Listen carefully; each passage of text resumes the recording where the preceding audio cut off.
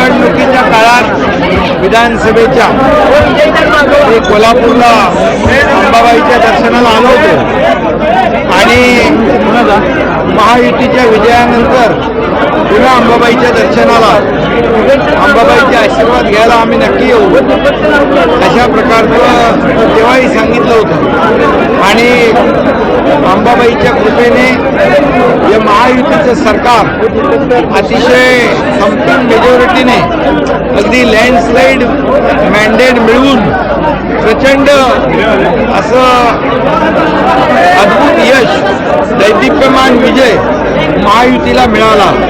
अंबाबाईच्या कृपेने आशीर्वादाने महाराष्ट्राच्या तमाम जनतेच्या आशीर्वादाने लाडक्या बहिणींच्या लाडक्या भावांच्या लाडक्या शेतकऱ्यांच्या आणि ज्येष्ठांच्या सगळ्यांच्याच आणि त्यामुळे न भूतो न भविष्यते अशा प्रकारचं महायुतीला यश मिळालं।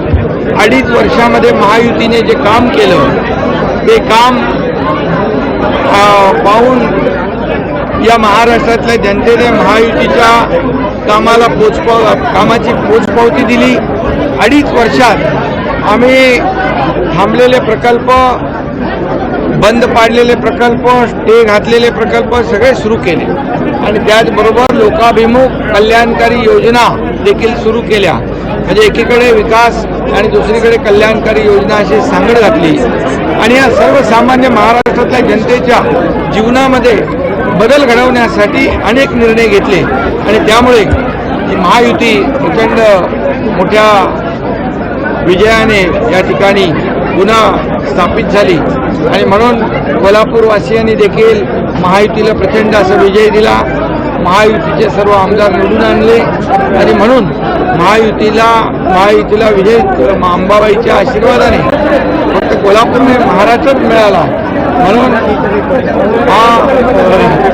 अंबाबाईचं दर्शन घेण्यासाठी आणि अंबाबाईचे आभार मानण्यासाठी या ठिकाणी लाडकी बहीण योजनेवरून संभ्रम वाढलेला आहे। 30 लाख लाडकी बहीण योजनेवरून संभ्रम दिसतोय। 30 लाख जास्त अपात्र बहिणी ज्या पात्र लाडक्या बहिणी आहेत, बिलकुल पात्र लाडक्या बहिणींची योजना कायम असेच सुरू राहणार, त्यामुळे कुठेही खंड पडणार नाही।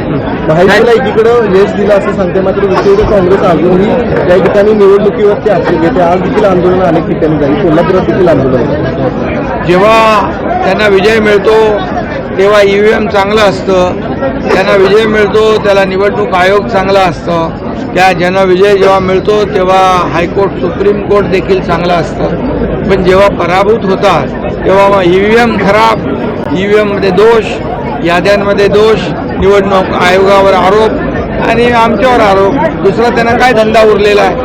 त्यांना आता काय काम उरलंय का? विधानसभेचा विरोधी पक्ष नेता मिळवण्यासाठी जेवढे आमदार लागतात तेवढे आमदार देखील ते मिळवू शकले नाही।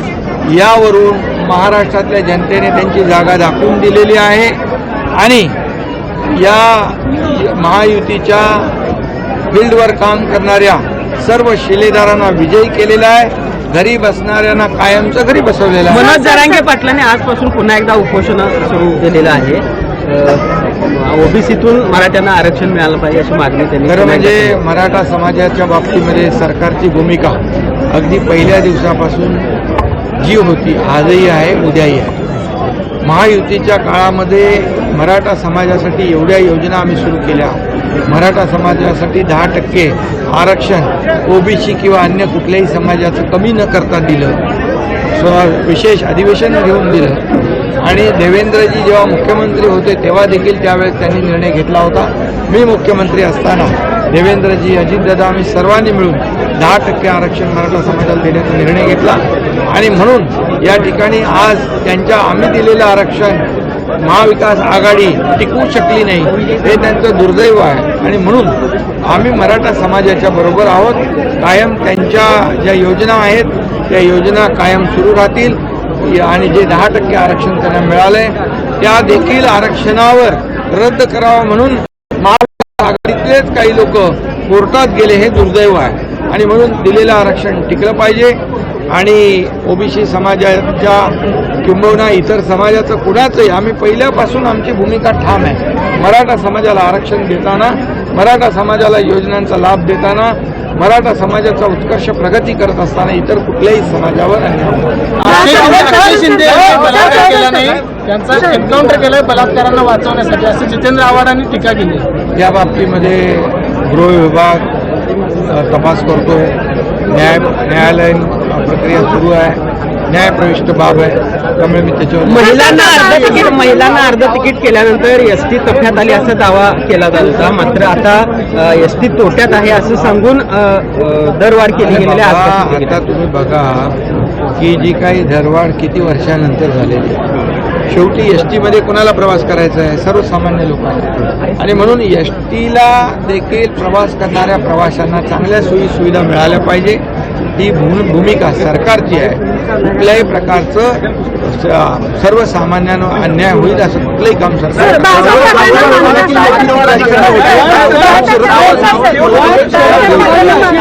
शरद पवारांनी दावोसला तुम्ही करार करायला गेला होता. दावोसला गुंतवणूक करण्यासाठी गेला होता. गुंतवणूक करण्यासाठी महाराष्ट्रात तिकडे नेऊन आकडे जे सांगितले ते देखावे आहेत सगळे. हे बघा, मी आपल्याला एवढंच सांगतो, दावोसमध्ये मुख्यमंत्री देवेंद्र फडणवीसजी आणि उद्योग मंत्री उदय सामंत या दोघांच्या मार्गदर्शनाखाली या वर्षी अतिशय विक्रमी करारनामे झालेले आहेत. 15 लाख करोडपेक्षा जास्तीचे करारनामे झाले आणि लाखो लोकांना रोजगार मिळणार आहे. त्यामुळे विरोधकांना साहजिक आहे, हे चांगलं झालेलं बघायला आवडत नाही.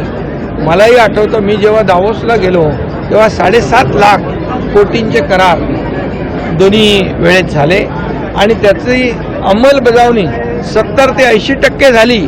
म्हणजे करारनामे यापूर्वी कसे होत होते ते तुम्हाला माहीत आहेत, करारनामे कसे व्हायचे आणि त्याची अंमलबजावणी कशी व्हायची. परंतु महायुतीच्या काळात मागच्या 2.5 वर्षात लाखो लोकांना रोजगारही मिळाला, उद्योगही आले, परदेशी गुंतवणूक देखील आली. आता आपल्याला सांगतो मी, एकूण परदेशी गुंतवणुकीपैकी, देशातल्या एकूण परदेशी गुंतवणुकीपैकी फक्त एकट्या महाराष्ट्रामध्ये 52% परदेशी गुंतवणूक आहे. त्यामुळे महाराष्ट्र हे आता इंडस्ट्री फ्रेंडली स्टेट झालेलं आहे. कारण महाराष्ट्राकडं उद्योग आकर्षित होत आहेत, लोकांना काम मिळतंय, हे लोकांना बघवत नाही. त्यामुळे अशा प्रकारची टीका होते. पण आम्ही टीकेने उत्तर देणार नाही, आम्ही कामाने उत्तर देऊ.